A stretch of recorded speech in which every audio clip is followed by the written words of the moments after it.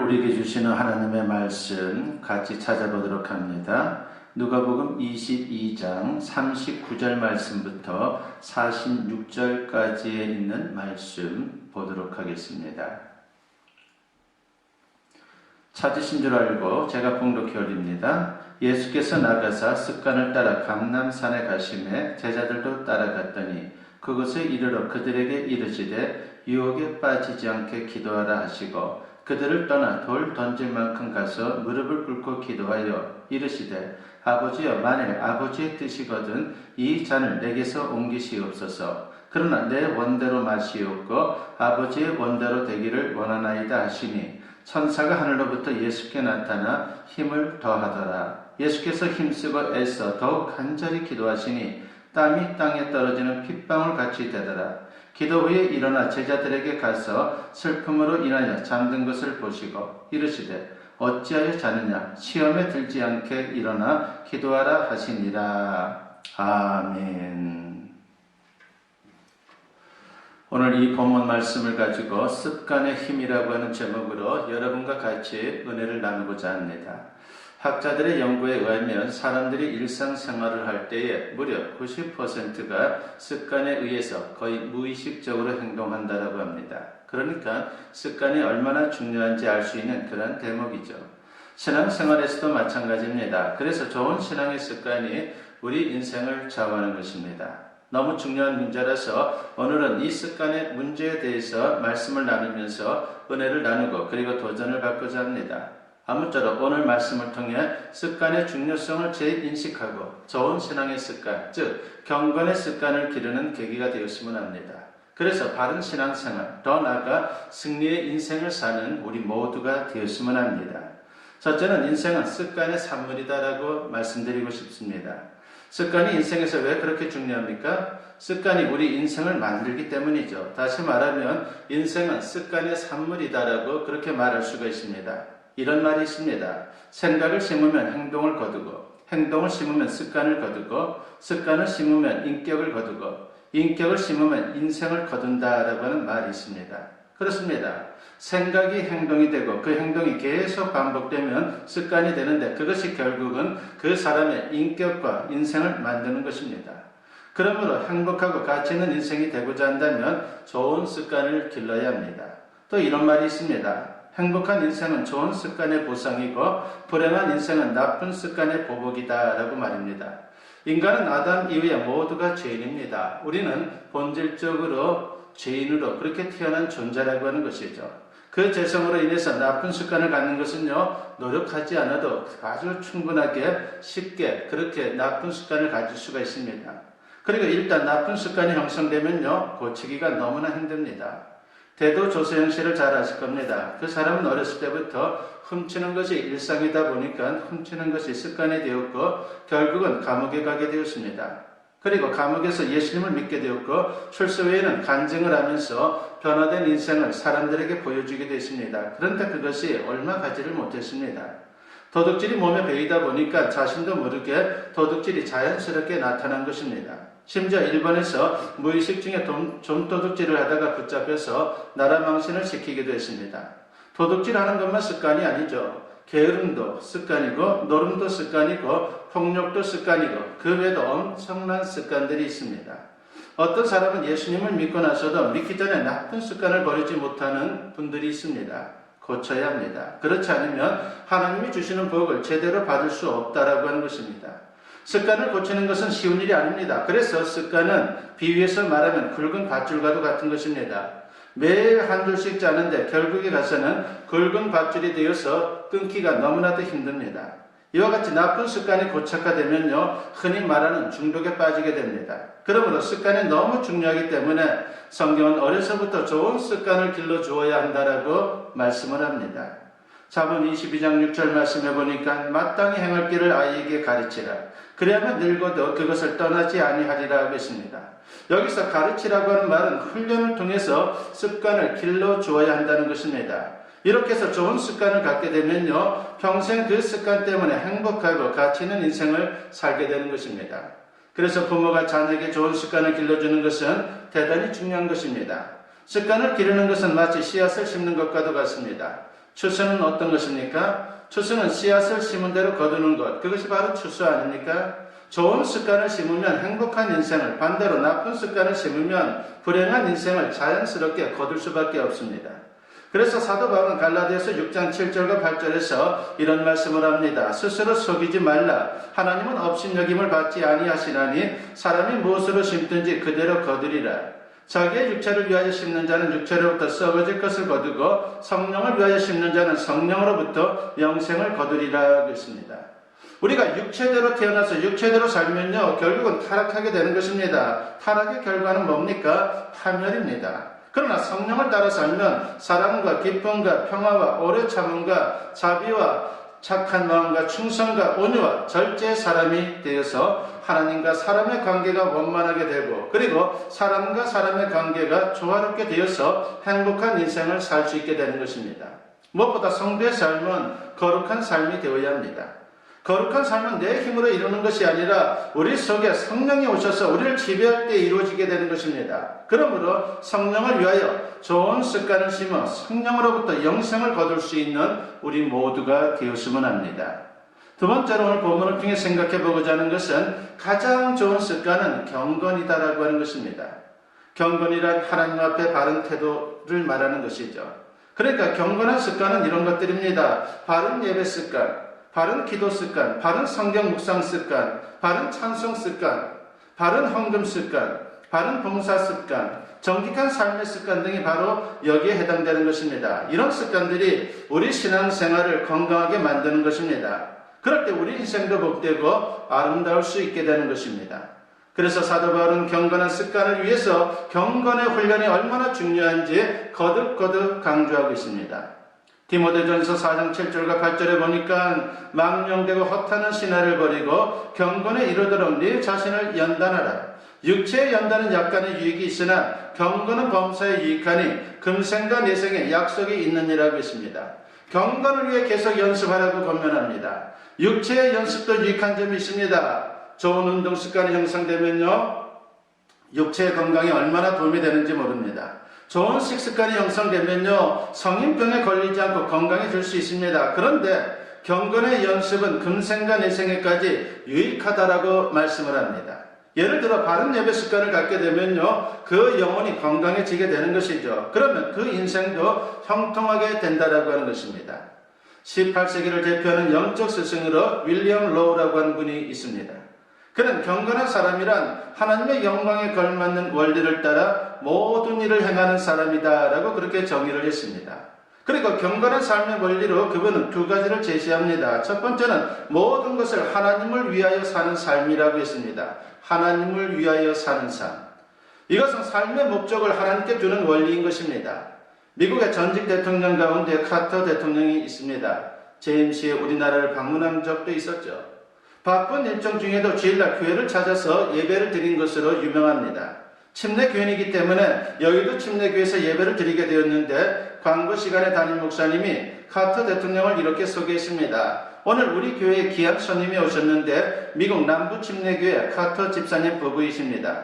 이제 나오셔서 인사하겠습니다 라고 그렇게 소개를 했습니다. 이어서 카터 대통령이 나와서 이렇게 인사를 합니다. 저는 오늘 진심으로 목사님께 감사드립니다. 저를 미국 대통령으로 소개하지 않고 미국 남부 침례교회 집사로 소개한 것을 감사합니다. 대통령직은 국민이 투표해서 세운 직분이지만 집사의 직분은 하나님이 주신 직분이므로 제게는 더욱 귀합니다 라고 그렇게 인사를 했습니다. 바쁜 일정에도 모든 스케줄을 뒤로하고 주일날 교회를 찾아 예배 드린다는 것은요, 보통 일이 아닙니다. 그리고 그는 대통령직보다 교회 직분을 더 귀하게 여겼다라고 하는 것입니다. 그 이유가 하나님께서 주신 직분이기 때문이다라고 하는 것입니다. 그렇습니다. 이런 삶을 사는 사람이 모든 것을 하나님을 위하여라고 하는 원리를 따라 사는 사람인 것입니다. 그리고 이런 사람이 경건한 사람입니다. 우리가 바로 이런 삶을 훈련해야 하는 것입니다. 경건한 삶의 두 번째 원리는 모든 것을 하나님을 통하여 사는 삶이라고 말합니다. 이것은 삶의 과정을 하나님과 함께 하는 것을 말하는 것이죠. 밀레 만종이라고 하는 미술 작품을 우리는 잘 압니다. 황혼역에 부부로 보이는 남녀농부가 교회 종소리의 일선을 멈추고 기도하는 모습을 그린 그림, 바로 그것이 만종이죠. 그림을 자세히 보면요, 이들은 밭에서 감자를 캐고 있었습니다. 그리고 그들 주변에는 갈퀴와 바구니, 그리고 자루, 손수레 같은 농기구가 보입니다. 그런데 비록 저 멀리 교회가 보이지만 이들은 교회 종소리를 따라서 일선을 멈추고 기도를 드립니다.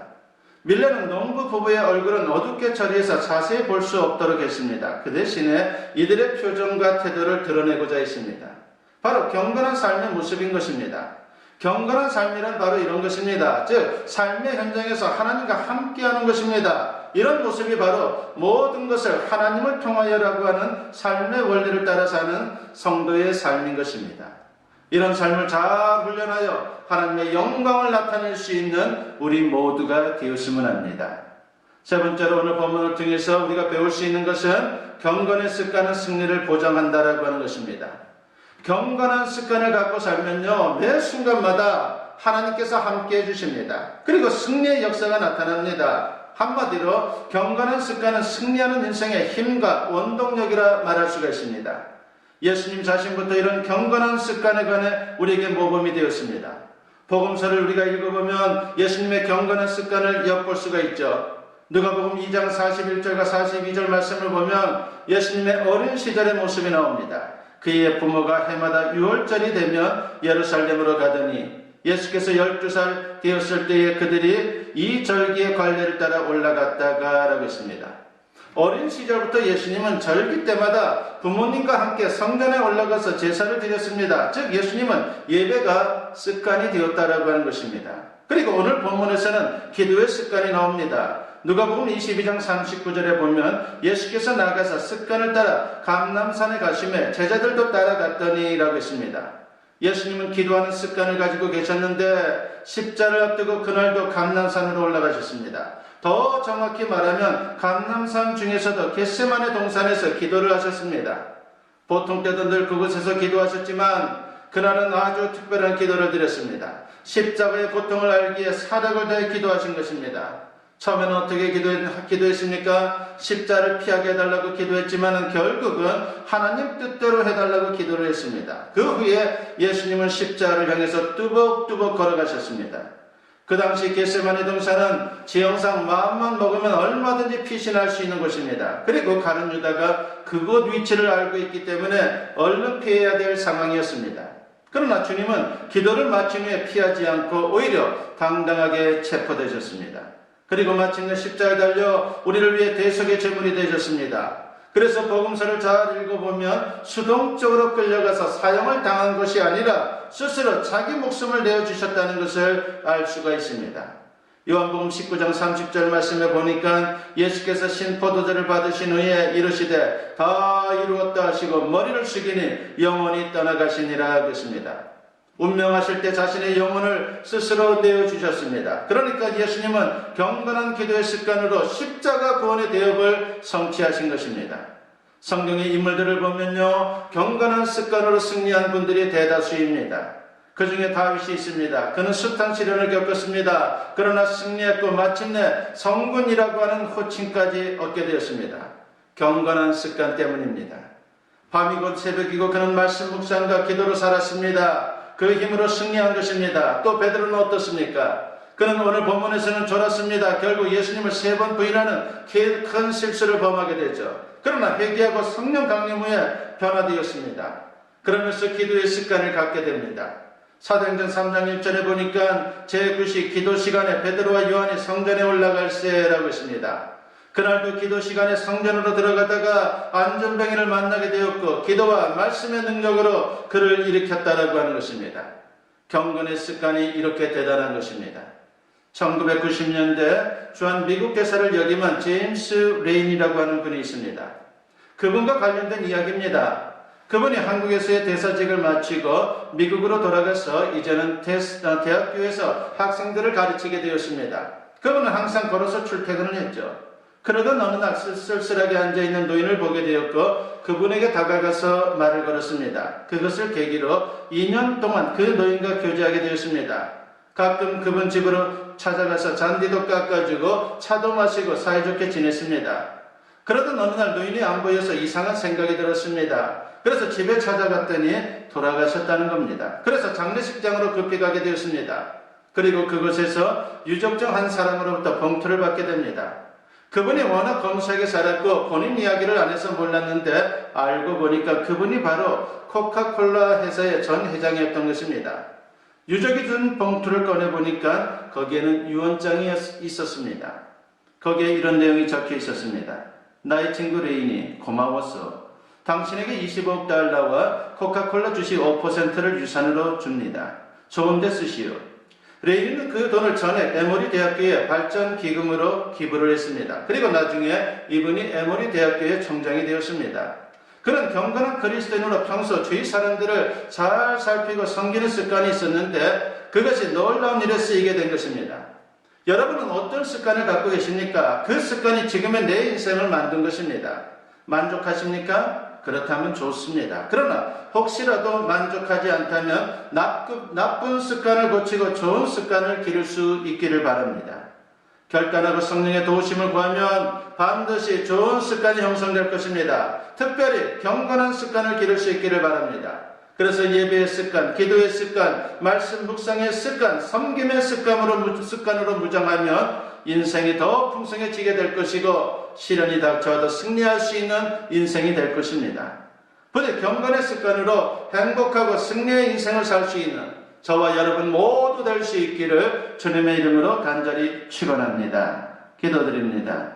사랑과 은혜가 충만하신 아버지 하나님 감사합니다. 오늘도 말씀을 통해서 습관과 관련된 말씀을 주시니 감사합니다. 경건의 습관을 가질 수 있도록 우리 가운데 역사여 주시옵소서. 그래서 주님 주신 사명 잘 감당케 하여 주시고 주님의 영광을 나타내는 존귀한 인생들 되게 하여 주시옵소서. 감사드리옵고 예수님의 이름으로 기도드리옵나이다. 아멘. 축복 기도드립니다. 이제는 우리 주 예수 그리스도의 은혜와 아버지 하나님의 무궁하신 사랑하심과 성령의 감화감동 역사 충만하심이 오늘 주님께 예배로 영광 돌리며 선포된 말씀과 같이 경건한 습관으로 우리의 마음을 채우고 진정 삶 속에 그 경건한 습관으로 승리의 인생을 살기를 다짐하며 세상을 향하는 주님의 사랑하는 자녀들 위해 지금으로부터 영원토록 함께 하시기를 간절히 축원하옵나이다. 아멘.